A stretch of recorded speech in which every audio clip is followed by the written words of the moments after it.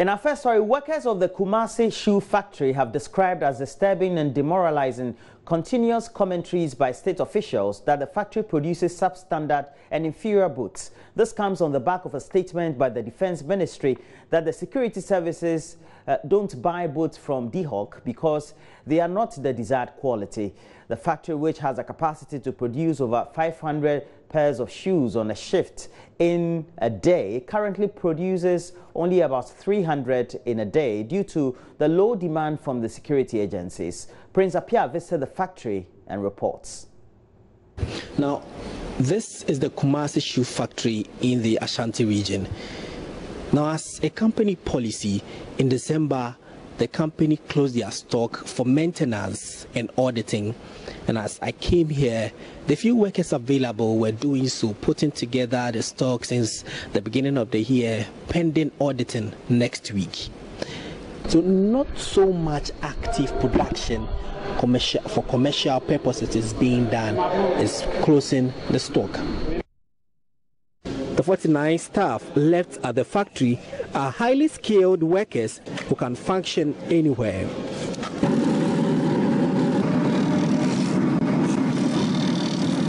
Kwame Akano is one of the 6 physically challenged persons employed in this factory. His worried statements by government officials are demoralizing people like them. Yeah, me as a worker, no, me tea ne ehame. If it's a leather, you use in hano, a quality leather. We are worried about what the minister is saying. We do not produce inferior leather boots because the machine here rejects substandard leathers. I am a physically challenged who was employed here. We were expecting the one district, one factory was going to revamp the factory, but for a government official to make such a pronouncement, it is demoralizing.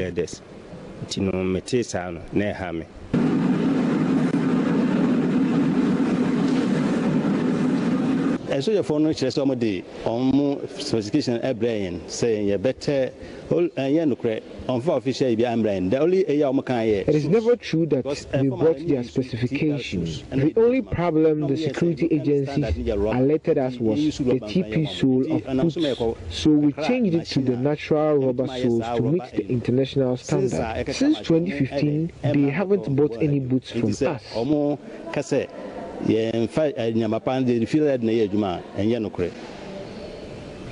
factory has installed new machines to consistently improve the production of boots. Yes, this is a vulcanized machine, and this is how it is being brought.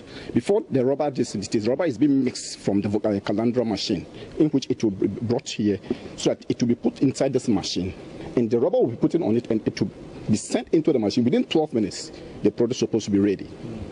But there were concerns that these boots were of low quality because of the sole and a lot of things. You are an ex-military officer and you work here. Tell us about it. Yes, I've been in the military for 37 years plus, and I've used a lot of boots, and this boot is one of the best quality in the whole descent that I can see. In as much as they want to maximize profits and reduce costs, officials here say next year they are going to produce for the general public specifications so that they can make enough money to keep this factory running, since demand from the security service is not coming. Until that, the challenge will still remain. My name is Prince Appiah, reporting. Mamprosis in the Boku municipality of the Upper East region have pledged to continue to coexist peacefully with the Kusasis after years of conflict between the two ethnic groups. At the celebration of the Damba festival in Boku over the weekend, the Mamprosis used the opportunity to renew their commitment to ensuring peace for the development of the area. Albert Story has more in this report.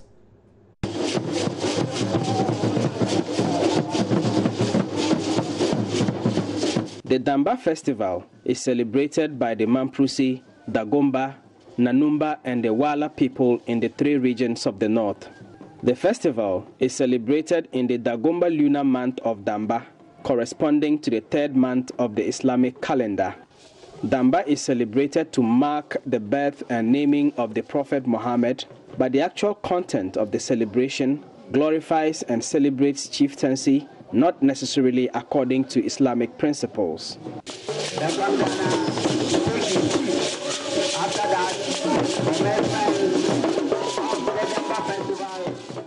Salifu Bashiru, an elder of the Mamprusi community in Boko, said the festival, since its inception, has always fostered unity among Mamprusis and other ethnic groups in the area. It brings peace and tranquility among the people. As we focus in celebrating Damba, it unites us as a people with a common destiny, and thus we subsequently see ourselves as one and a force to reckon with. 4. Disputes are celebrated during the Damba period. Rivalry or adversary is addressed by the chief and elders. Disputes which would have degenerated into serious conflicts, the consequence of which could have led to destruction of life and property, are settled. Lawyer Mohamed Tahiru Nambe, a youth leader, said the protracted ethnic conflict in Boko, which led to the loss of many lives, is regrettable and should not occur again. This is a very cardinal point or very cardinal instrument in terms of positive movement, advancement, and progressiveness. Without peace, there cannot be development. Without peace, there would have been Damba that we are doing here. I therefore use this opportunity to call all and sundry to give peace a chance in Boko here. No matter what stands, we can judge all, but we have to avoid war. Speaking on behalf of the Mamprusi elders, Dr. Samuel Zanga Buguri reiterated their commitment to maintain peace and order in Boko. We pray for peace. We like peace. We love peace. We are a peaceful people. Therefore, peace, as we celebrate this and we end it, we pray that we shall always continue to have it in peace, with no intimidation, with no confusion caused by other people. We hope that people understand where we come from, how we came here, and why we are still here, and will always be here. Will always be in Boko. Boko is our place. For JoyNews, Albert Sorry, Boko, Upper East Region.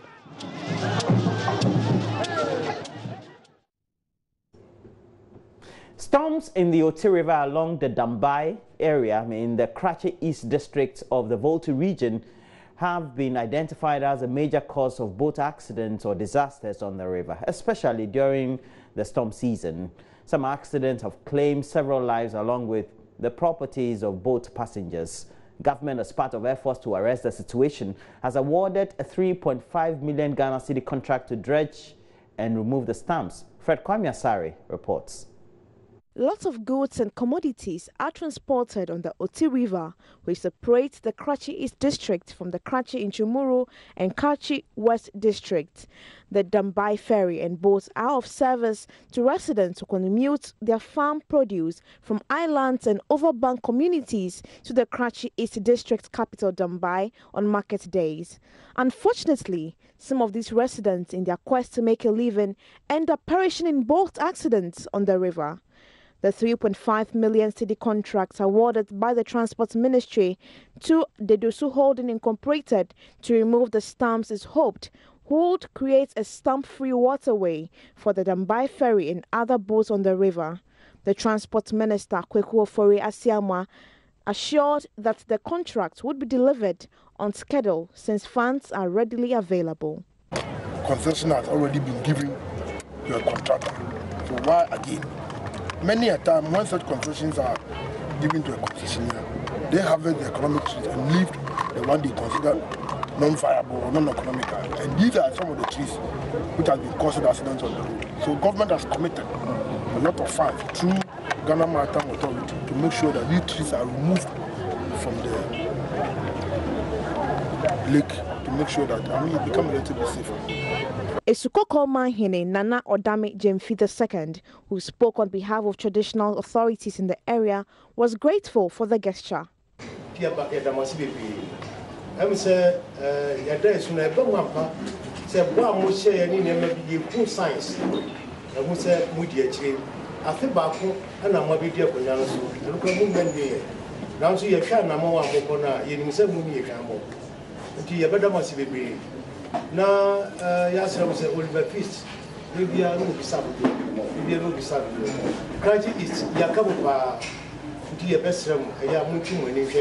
The project is expected to be completed after 4 months. The traditional authorities also complained that the Damba ferry now runs on one engine because the second engine has developed a fault, and appealed for maintenance works to be carried out on the broken engine or replaced with a new one.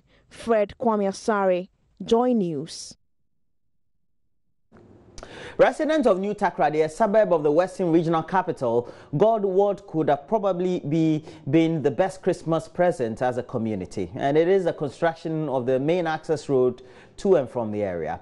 The residents had on several occasions staged protests over the nature of the road, and for the second time this year blocked it off with burning tires. In Natalia Kwanta, who was at the groundbreaking ceremony, reports the project will commence on December 19 this year and is expected to be completed within 12 months at the cost of some $6.3 million.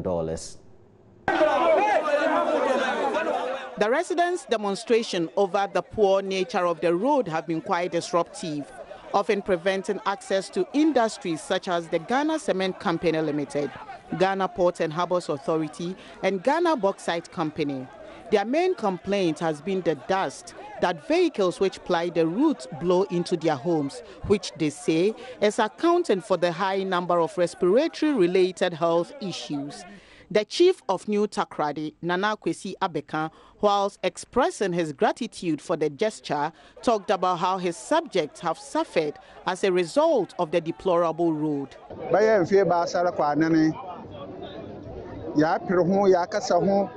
Demonstration on some Kakraba, or the baby partner, a police for to the Asha Yama for what can carry Wado.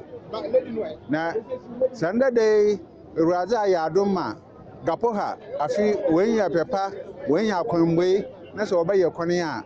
That's a Radasi.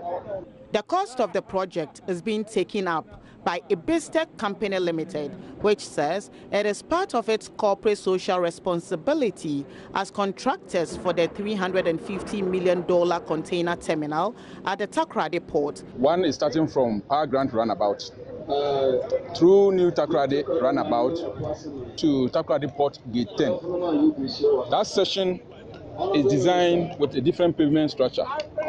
We are going to have concrete as our base and pavement blocks as our wearing cost. And the necessary road furnitures, walkways, street lights are all considered in the design. Metropolitan Chief Executive of Sekendi Takoradi, Anthony K.K. Sam says,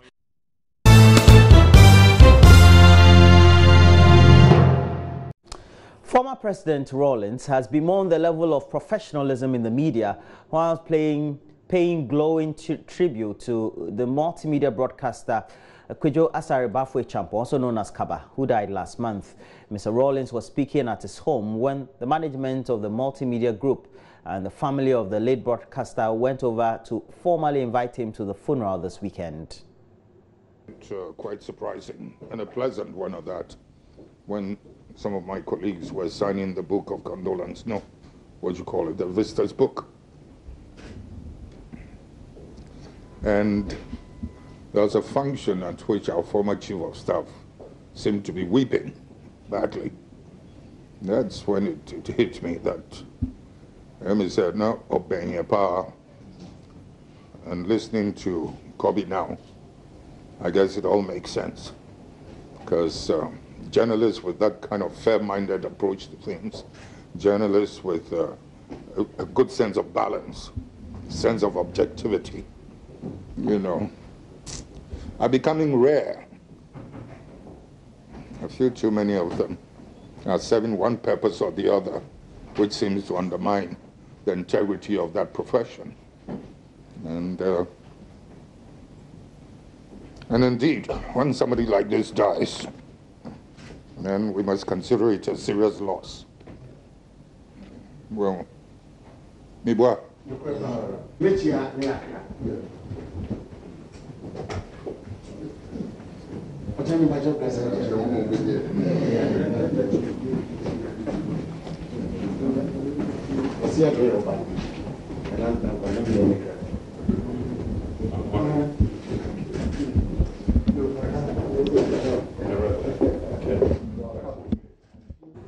I know in the former president, he had quite a bit on his hat and decided to let it all out. So there was one that had to do with what he believes was why Ghana lost the opportunity to host the late South African president and anti-apartheid campaigner Nelson Mandela because of what he describes as former President Kufuor's envy of him, Mr. Rawlings. Sami kasa se mu binu mu ye boni na ayeti se me bodam ana me ya bodam for mema mu just two examples. Manu, what's his name? Mandela. Udi adi onubeshe manu. Mandela. Time I hear war akonyano sino obaha on two occasions. Second occasion no. Or Yasika, you breach into the bank. You 1 million man. No go here no. Multi-party democracy. Yes. Okay, he went to lots of places. They gave him good money, as well as for his foundation. We could only afford 1 million. And he went and won the presidency. What happened? So at the time he emerged as president, no, Kufuor too had become president in Ghana. Kufuor sent a delegation to go and give him a national award and to invite him to visit Ghana. He accepted it, and he told the delegation, by the way, when I come to Ghana, I will say thank you to Rawlings. Kufuor no fa no pen, no, invitation no. Say Mandela omba. Nombeka say thank you to Rawlings. The honor delegation no to make Kohua Santini say tie diana u subject no president no eka. Santini no friend say tie asema diana Kufuor. Muntina ha nyama e kosu munti asie no. We need now mahuma no mo.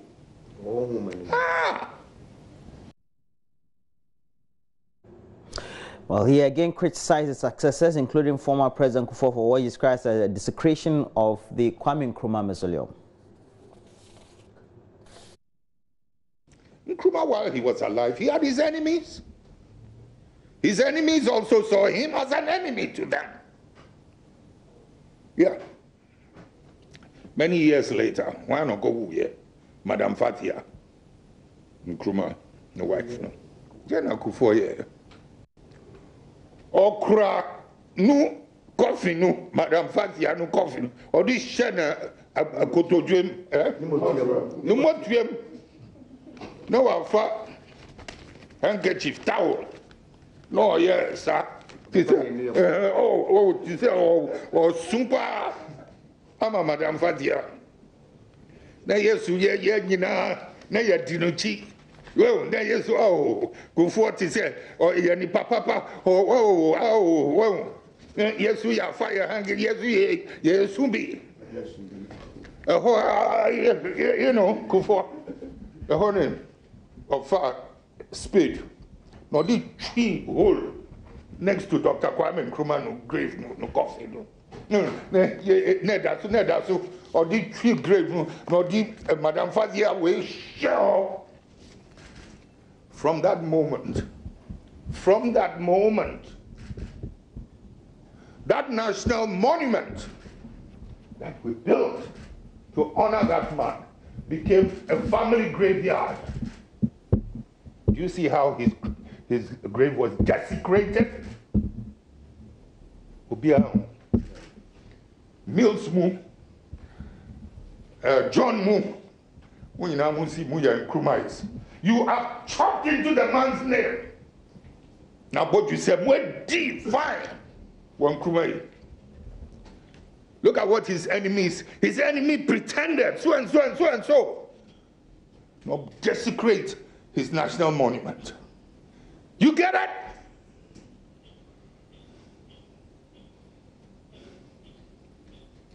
Semi Kanyama, Muntiasia.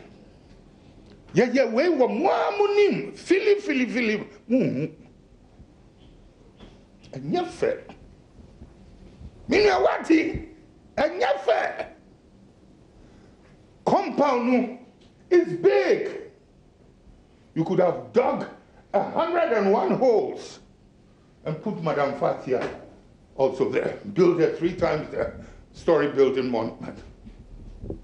You did not have to do that under the same monument under which Dr. Kwame Nkrumah was.